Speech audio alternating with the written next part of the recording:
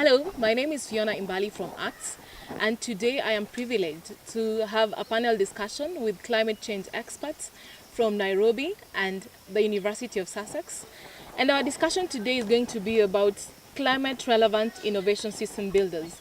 This is a mechanism that was developed by top scholars from the University of Sussex in collaboration with scholars from the Africa Sustainability Hub located within ACTS to try and help policymakers and researchers in East Africa and Africa generally to enable them access funds globally on climate financing. To have this discussion, on my left is Dr. Byrne from the University of Sussex. He's one of the top scholars who developed the CRIBS mechanism.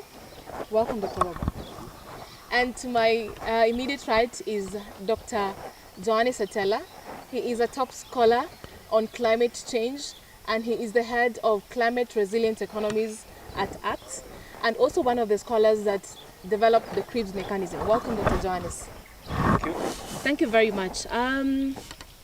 If I could start with Dr. Rob, the Climate Relevant Innovation System Builders CRIBS mechanism was developed to try and enhance the engagement processes on climate change, to enable scholars and policymakers and researchers in Africa to gain insights on how to develop proposals that can be fundable by the GCF. Dr. Rob, you are one of the scholars that developed the CRIBS mechanism to enable policymakers in East Africa and more so Africa to access funds globally on climate change. What was the idea behind the formulation of the CRIBS mechanism? Well, research we've done with ACTS and other colleagues at Sussex, David Ockwell in particular, and looking at the success of technologies in developing countries, and actually looking at failures as well, and recognizing that it's not simply the technology that if you get the price right, you get the finance, then everything works. That actually there's a much broader set of issues to deal with, which if you consider them all together, looks like a system, which we would call an innovation system. And we realized that perhaps one of the ways to kind of strengthen the kinds of projects that would come out of GCF funding, that would be made possible by GCF funding, we need to do more than simply install technologies. We need to build these broader systems, and that's where the very long-winded name of Climate Relevant Innovation System Builders comes from. So we don't think that anybody else is really trying to put this idea together in a practical way to help policymakers and many other stakeholders, particularly in African countries, to actually achieve this, to actually build those innovation systems which will, we hope at least, make the technology projects that will come through GCF funding much more successful, much more sustainable. Thank you very much. Dr. Joanes, perhaps you could tell us a bit about the processes towards the development of the mechanism, and why is CRIBS such an innovative mechanism for the scholars on climate change and policymakers to use to access funds at the GCF? Thank you, Fiona. CRIBS, as Rob has explained, CRIBS is one of the currently incoming innovative approaches to help our African countries and of course the wider many other countries in the developing world to be able to develop competitive proposals. I say competitive proposals in this case because I think if you look at the previous climate change financing mechanisms under CDM, one of the main challenges that African countries faced, and especially not just African countries but other developing countries as well, was the ability to put in place or submit competitive proposals which then would be able to meet donor expectations and be able to really attract funding. Proposals which can speak to the real issues, or proposals which can show that they can really be able to address the issues of climate change that Africa and other developing countries are facing. So the CRIBS idea comes in at a timely moment when we just enacted the Paris Agreement, and the Paris Agreement is anchored on this idea around transformational approach to climate action. And when I talk about transformational approach to climate action, it is an approach that enables capabilities within developing countries to be able to participate quite actively in the process. So one of the ways that we are trying to contribute to supporting African countries to meet that particular expectation is, through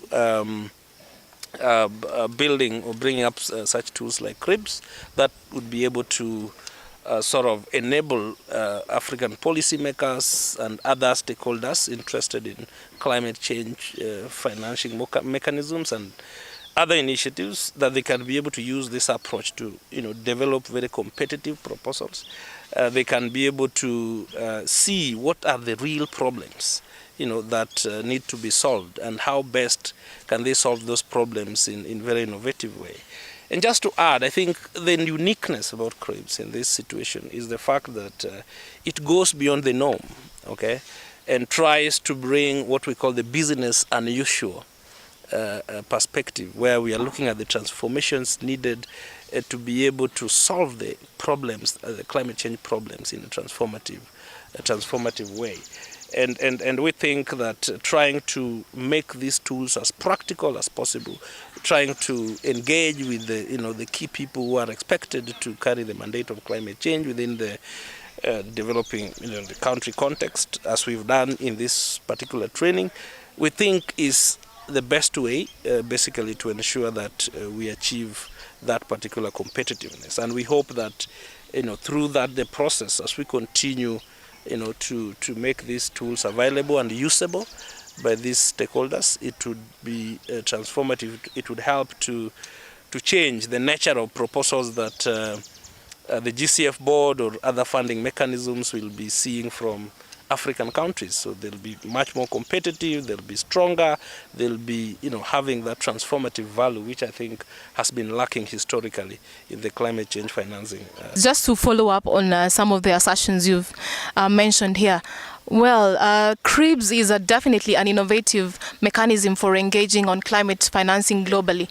Previously, the Clean Development Mechanism, CDM, that was meant to actually enable countries to get the global financing on climate change was not very effective. Stakeholders have spoken about Africa only getting 2%, while countries like China getting over 50%.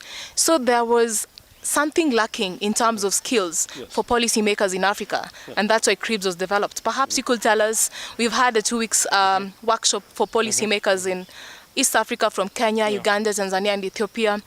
What skills are these, and what processes does CRIBS incorporate in these engagements to ensure that it is not business as usual that was with the CDM compared to the GCF? Yeah, I think the experience we've had in the last 2 weeks are what I would call transformational in a way. They are transformational in the sense that we've seen participants from, the different East African countries. And when they came and we started this process, they were having, the normal ideas around writing proposals to the GCF and putting, in place, documentations that, they would then expect the GCF to fund. But looking at those ideas and trying to evaluate them in the context of some of the GCF expectations, some of them would basically be what we call dead on arrival. I mean, they would not be even looked at twice. And this is the tragedy which has been there even in the last climate change era under the Kyoto Protocol. And we basically, as I've said in my initial remark, that we basically cannot stay in that path. We have to improve and be transformational. So this engagement that we've had under through the CRIBS approach, I think has been very transformational, and we've seen that the participants and the policymakers who are participating in the process are already, beginning to be initiated into transformative thinking. When they are thinking about their proposals, they are thinking about the uniqueness of those proposals. what is different from what has been done, what is different from the norm. And through the CRIBS process, they are now able to clearly articulate some of the interventions that can work well or work effectively or in a sustainable way within the African context. And also in the process, I think through the training, they've been able to learn some of the ways of putting in place the strategies. I mean, how do they present the strategies for addressing climate change issues within those proposals? Because sometimes you realize that people, policymakers in Africa, you realize that they have really very useful ideas. They know what is to be done and what needs to be done, and if you attend some of these forums, you'll realize that they can explain this quite very well, and they really know where the problem is. But sometimes to put that in the context of a project, a program, to develop programs out of that, or projects that can really attract funding, is a problem. But we've seen them now developing from not just knowing the ideas that are appropriate, but also being able to frame those ideas in writing, so that anybody who reads those ideas, wherever, in whichever part of the world, the GCF board, at the UNFCCC, they're able to see the transformativeness in the process. So through the CRIBS process, the idea is to plant that transformative thinking, the transformative drive within the participants. The other thing I want to mention is that through the process, the CRIBS is not just is not just an approach to helping enhance capabilities, but it's also a process that is helping in lesson learning. And I think through the 2 weeks training, there has been a lot of learning, both among the participants. They've been able to learn what is happening in different countries. They've been able to learn on some of the innovative ideas that are useful. But not only for the participants, but even for us as experts, we've been able to learn really what is the situation within the country contexts. What is it that is really relevant in Uganda, in Kenya, or in Tanzania, all these countries which were represented here. And I think for us that is very critical in terms of providing a useful training or capacity building, which is kind of aligned to the circumstances of these countries. And that is very important for the next steps in this work. CRIBS has 4 roles that it seeks to achieve throughout these processes. Could you briefly elaborate what the goals and the roles of CRIBS are? If I can remember all 4, yes. Essentially it's about building these systems. So there are what we think 4 aspects to that, or 4 ways of doing that. A large part of this is about experimenting, trying things out and learning from those things. So the best way perhaps to learn a lot of useful lessons is to have a diversity of experiments. So promoting diverse experimentation is one of the goals. But of course, you can experiment on your own and learn things on your own, but that's no use to anybody else. So there's also the importance of networks, and again, diversity. So the networks of actors who are connected with what you do, who can learn from what you do. So building diverse networks of a variety of stakeholders is one of the goals. And then the learning, of course, is hugely important. But learning is not only important to those who are involved directly, but it's also important that learning is shared. So we want to promote the kind of public availability of that learning. And we need to work together in what we might call the same direction. So we need to have a shared vision of what we're working towards.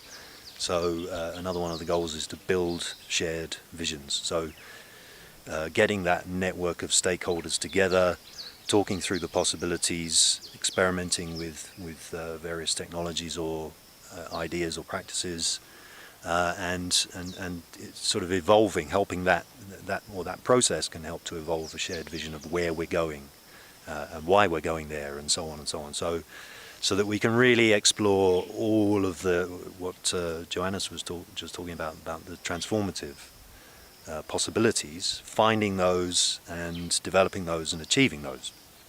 So those 4 goals then are meant to be sort of pursued together in as much as possible in every step of the way that the CRIBS process is meant to try and facilitate. You speak passionately about networks and collaborations. Perhaps, do you think this is one of the biggest mistakes or one of the biggest misdoings of previous mechanisms that have tried to ensure that policymakers and governments are able to access the fundings? Because one of the participants in the 2 weeks workshop talked about a lot of Africans working in a silo, working alone and thinking that perhaps I will be able to achieve much by working alone. Do you think networks and collaborations is quite key in this process? Yes, I do, and I think the silo issue is not just a problem for Africans, as I think it was George was saying earlier on. I think that's a problem for everyone around the world. But to build in institutions that allow some kind of communication across those silos is important. So that creating spaces for that. Experiments are good places to do that. So you think of doing a project.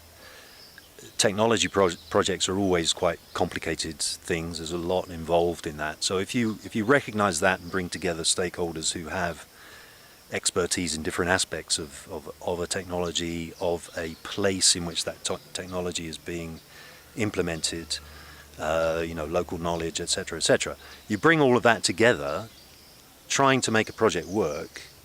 In a way, you are kind of forced to break down those sort of silos or break down the barriers and communicate with each other, understand each other, shared visions, etc., etc. So yes, it is hugely important, and that's also important for then the learning that emerges out of that experiment or project, whatever it is, because of the networks and all of those people involved. That learning then spreads far and wide, which can benefit others who haven't been necessarily directly involved, but who might be interested in trying to do similar things, maybe in different places, so they can learn from it. One of the issues with the clean development mechanism, which has been very successful in some parts of the world, China in particular, and actually very helpful in its way. I mean, it's not. I don't want to sort of denigrate the clean development mechanism, but it hasn't worked in Africa. And part of the problem is that the projects have been very tightly contained, let's say. So it has been a project developer and a financer and the companies implementing the projects which have been, the stakeholders. The wider learning and so on relevant to the technology, the skills, the knowledge, the networks have not been developed. Because that, in a sense, in China and places such as that, those already exist. Whereas in Africa, it's a very, very big place. People are very far from each other. It's much, much more difficult to establish those things. You have to work harder to do those things. And the CDM did not allow for that. That's not something that CDM would facilitate. So we need a different approach, I think, especially working in Africa. And we hope the CRIBS approach is one that can much more actively build those kinds of strengths that are needed to really make technology interventions or practice interventions actually work for the benefit of Africans. And transformative is also a very important word here, that we're talking about to some extent transforming the process of using these kinds of projects to achieve development gains. Talking about process, you speak passionately about the systems and the subsystems when you're talking about the CRIBS processes. Tell us the importance of this systems approach in ensuring that the stakeholders and the policymakers are understanding why it's important for them to understand the whole process and how the systems enable them to visualize effective ways of engaging the GCF. Well, I could go on for hours about systems, but I won't do that. But if you think about, you need systems just to make things work. very simple things which I'm sure everybody comes across every day, where a piece of technology breaks down, you know, your phone or your TV or whatever it is, it breaks down. What happens next? You need to get it repaired. Well, who can repair it? Well, if you haven't got effective systems, there may not be repair available locally. So then, you know, you have to send away to somebody in Japan or China or something for parts. You know, that's a long process. That's not a functioning system. You need to be able to access these things locally and quickly for things to really function well. So that's just, you know, just in the normal use and operation of things. But in terms of the systems thinking and seeing how a project might be more than simply installing I don't know, a wind turbine, or to go to one of the examples in the training, as Mildred was talking about, you know, just cleaning the existing valley tanks in the cattle corridor in Uganda. Okay, you can clean those tanks, and the tanks will work better for a while, and people will get water, but the tanks will likely silt again, and then you need to clean them again, and so on and so on. You could, you know, you can put in a system to do that, but as climate change has a much more important impact on the availability of water, then okay, the tanks might be okay, but where's the water coming from? So then you can think about, well, ways to prevent the silting, to make the tanks work better. And in her project, you know, there's regreening of the upstream areas. So that should improve the performance of the tanks. But she's also built in water efficiency ideas into her project.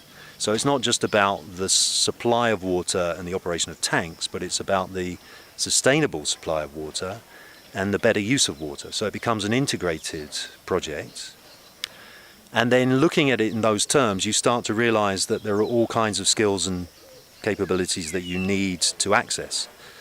Not just about cleaning a tank, but also about the right kind of vegetation that you can plant in that particular area, how to take care of that. You need to experiment with water efficiency technologies, which may be quite new to that particular place. So then you need to have people who know about those technologies and are able to work with the local community. You need to engage the local community because they know their place better than anybody else. So they can tell you about the climate, they can tell you about the vegetation, they can tell you about the water availability, and so on and so on.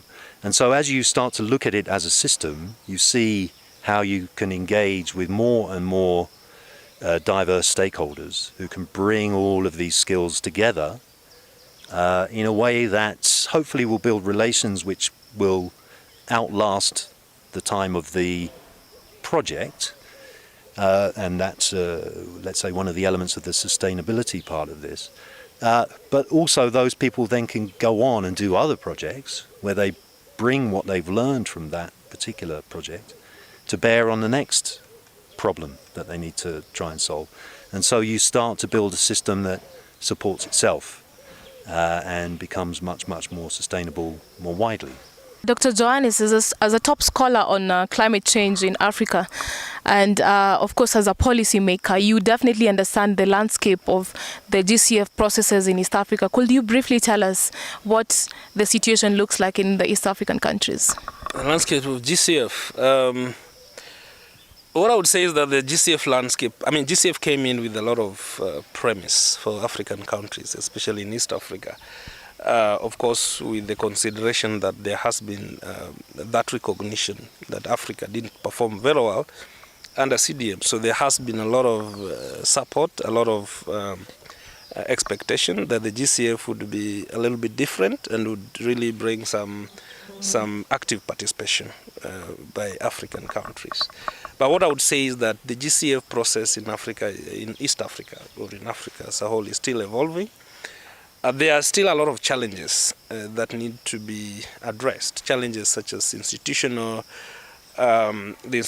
processes, the institutional dynamics that these countries face to enable the GCF mechanisms to be well absorbed into the systems of these countries. So this is one of the things that I think still makes the process to be quite evolving as well. The other aspect is in terms of the capacity to be able to competitively engage with the GCF. That is also another aspect which is still evolving and still require a lot of support for the African countries. I think the expectation initially was that GCF would be a little bit simpler compared to CDM, and so participants within Africa would easily get it and go for it, get the money, write proposals and all that. But the GCF, the process is proving to be a little bit, complicated, more than what was expected. And a lot of the things, the technical design, the monitoring, the institutional layout that basically were under CDM, those are the same kind of things that are kind of coming in to the GCF in order to make it work effectively and to speak to the global goal around mitigation and adaptation. So the process is still evolving in terms of capacity as well. So there's need for capacity building among stakeholders to be able to take that actively and be able to design the proposals in competitive ways.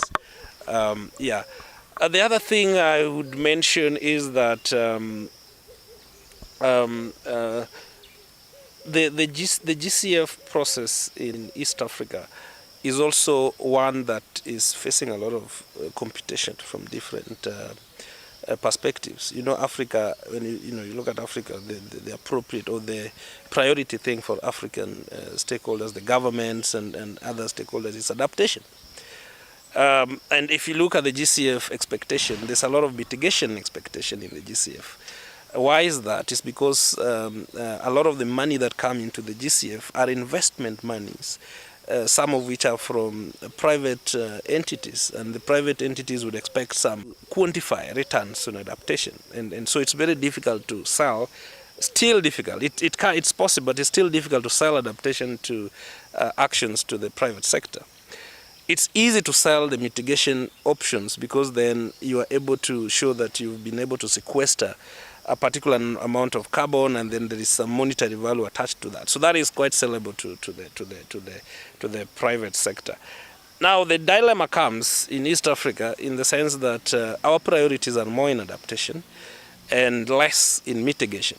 So trying to balance the two kind of expectations, I think is quite some bringing some sort of a challenge to the African GCF landscape.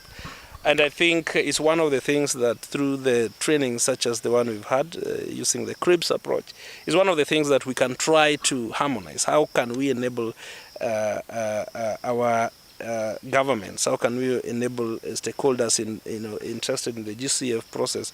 How can we enhance their capability to be able to bring out the elements of mitigation in their initiatives, even as we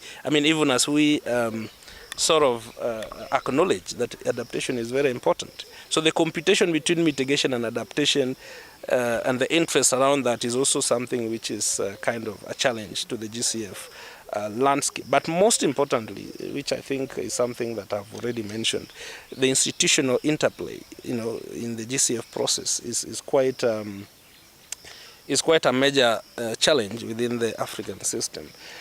Because GCF comes from a global institutional architecture, with the global players and global standardized forms of doing things. But it's coming on top of established system. These countries where GCF is expected to work are basically having their institutional designs. They have their national institutional arrangements and all that. So we are seeing a situation where we are having two layers of institutional processes. So how to make the two layers coherent in a manner that enhances effectiveness of the GCF process, I think is a major challenge in Africa at the moment. And I think one of the most important things the GCF board should really be quite aware of, or should really seek to understand a lot more to make the GCF work quite effective, is the institutional interplays, the political economy of the climate financing landscape. We have problems and we have issues around institutional competitions where, this ministry is competing with that sector. This ministry wants to host the climate change fund. The other one also wants to host it. So there's a lot of conflicts in the process, and all these conflicts at the end of the day affects the effectiveness of the process. So for the GCF board and the international community, it would be useful to really understand that political economy of the process. And I think also through the CRIBS, the innovation that we are bringing in through the CRIBS approach, it is possible that we start bringing out some of these challenges so to the knowledge of the GCF board and other financiers. We had CRIBS 1, CRIBS 2, and now we have CRIBS 3. Could you please tell us a bit more what CRIBS 1 achieved, CRIBS 2, and what you intend to achieve with CRIBS 3? Yeah, thank you. CRIBS 1 was mainly introducing the idea of CRIBS to policymakers across the East African region. So we had almost, I think, it happened in 2016, and we had almost more than 30 policymakers drawn from the different countries, and the idea was to, tell them and create awareness about this particular tool called CRIBS, which could enable them to think innovatively and put in place much more effective proposals and climate change programs. And then CRIBS 2 then built on that, now not just about awareness, but trying to link the CRIBS as an approach to the international climate change financing, and looking at opportunities which CRIBS present to these countries in terms of enabling them to access the international funding. So, we tried to engage also quite a big group of policymakers drawn from all over East Africa around that, so that they could, see what are how best, CRIBS could be used to access climate change financing, and that includes aspects to do with, opportunities around competitive proposal development, opportunities around networks that CRIBS can create to be able to, form formidable teams in accessing these funds, opportunities around building national innovation systems, which are quite critical in terms of what Dr. Roba said, incubating technologies. National innovation systems are quite critical, because if you have technologies which are, just come into place without systems to ensure that they are working and they're effective and they're meeting the goals for which they were designed, then you realize that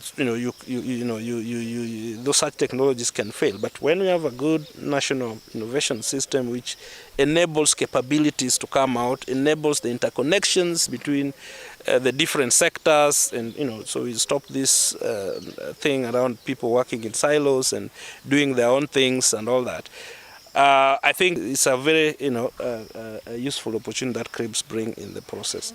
So all that basically were meant to show how we can be able to use the tool to access international climate financing. Now CRIBS 3, which we have just concluded, was now a bit focused. Now we mainly focused it into more practical things. So that's why we got a very targeted group of policymakers who we also call champions, because they're champions in the sense that when they go back to their different institutions, they're able to cascade the knowledge that they've got from the training to other to the other colleagues, other departments, wherever they work. So the idea was to use this targeted approach with a targeted group to try and practicalize CRIBS in terms of developing GCF proposals, and I think it has come on well, and it's been quite transformative, because the kind of concepts and proposals that we are seeing now that has gone through the CRIBS grilling are really something to admire and to look up to. And looks like some people are actually noticing what CRIBS is doing. And towards the end of August, you will be in Abuja, Nigeria. The African Union has called for a high-level meeting to try and see how CRIBS can be incorporated into the NDAs of the various the regional blocks in Africa. Could you tell us a bit more about this? Yeah, of course, this is very important, and this is a very big engagement for us, because we've been doing the GCF trainings through the CRIBS approach, and of course through other innovative approaches. And what we realized, or what we've noted, is that not so many platforms exist to do this. So this is one of the main, or one of the most tested, platforms or ways of doing trainings on GCF, going from just selling the idea, thinking about the idea into now what we are having today in terms of developing the proposals.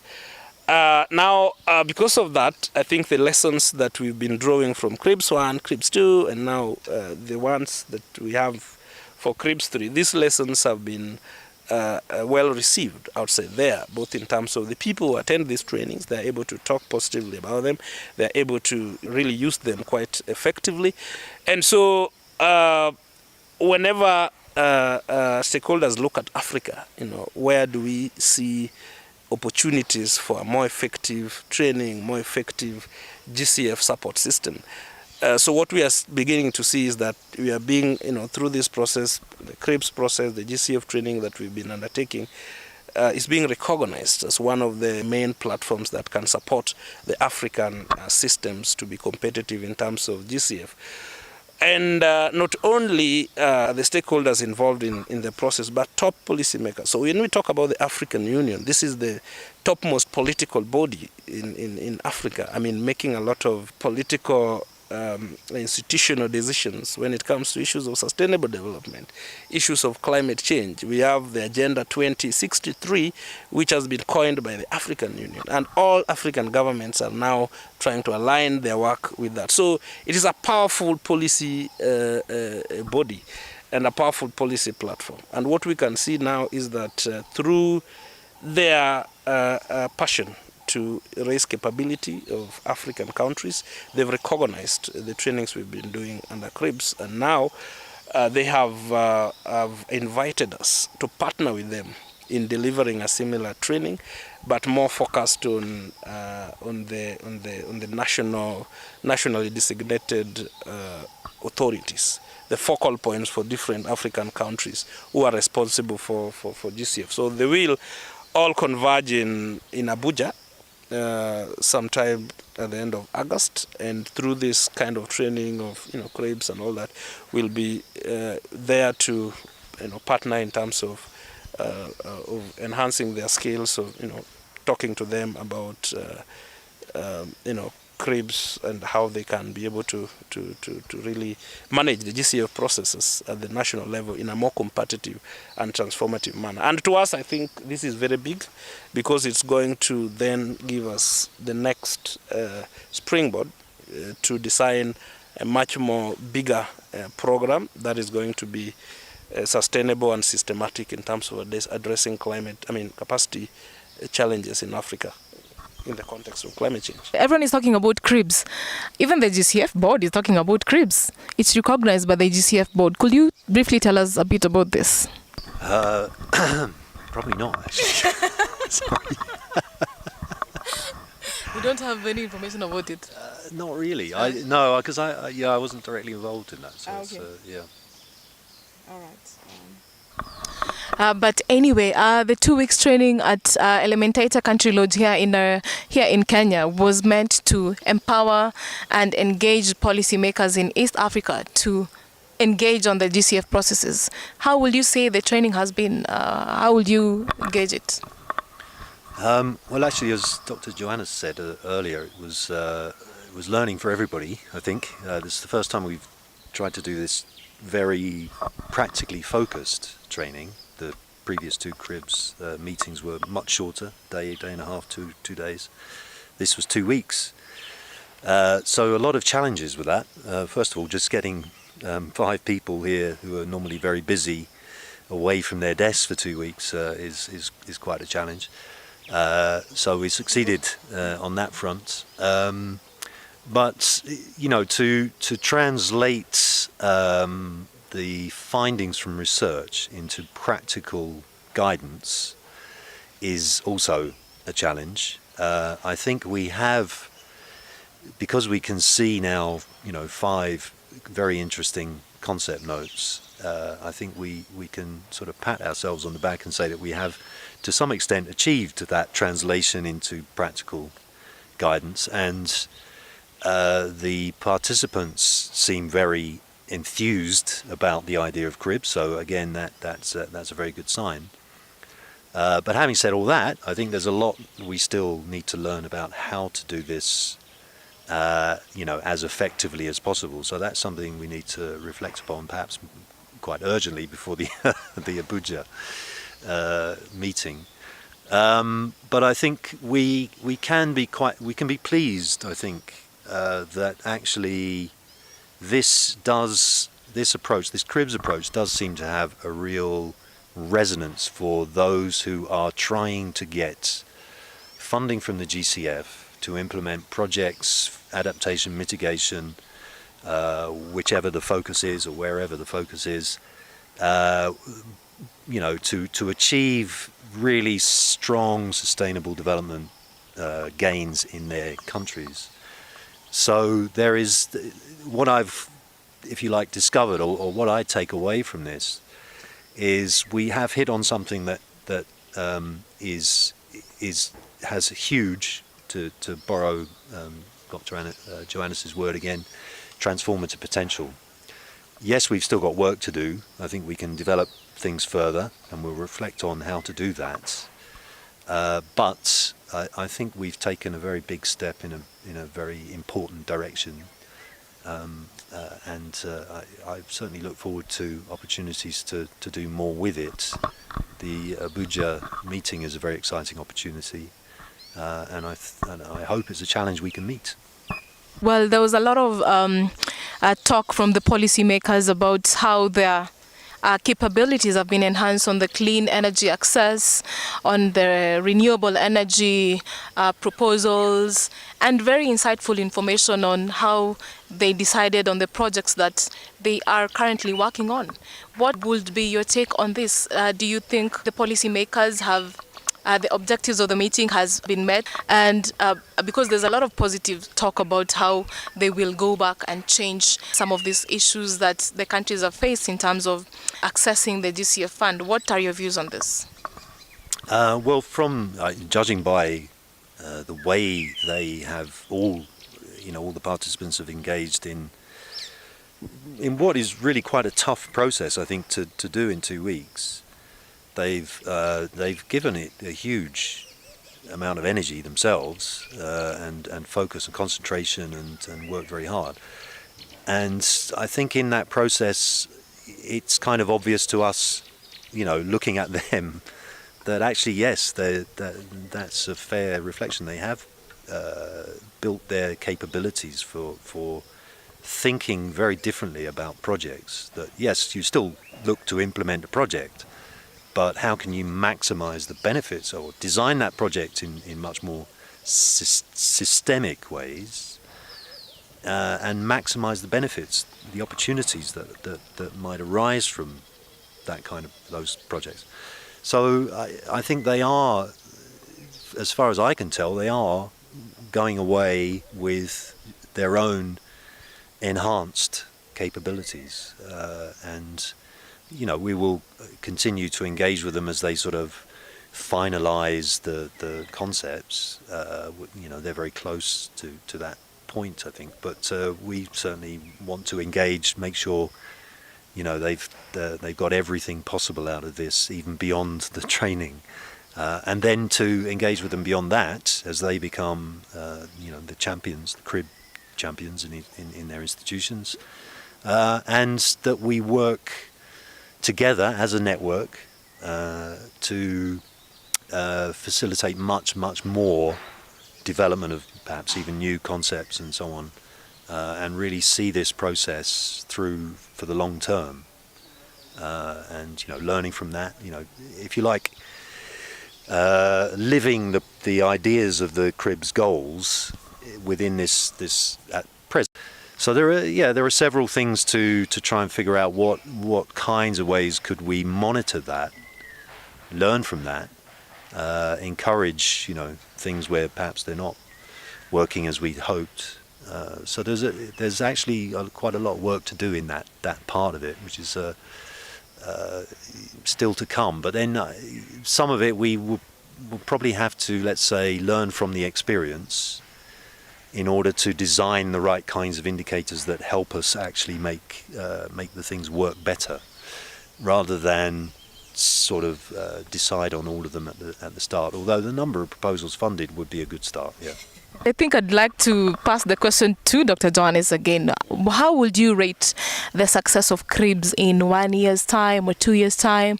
What will be your indicators? What are your thoughts on this?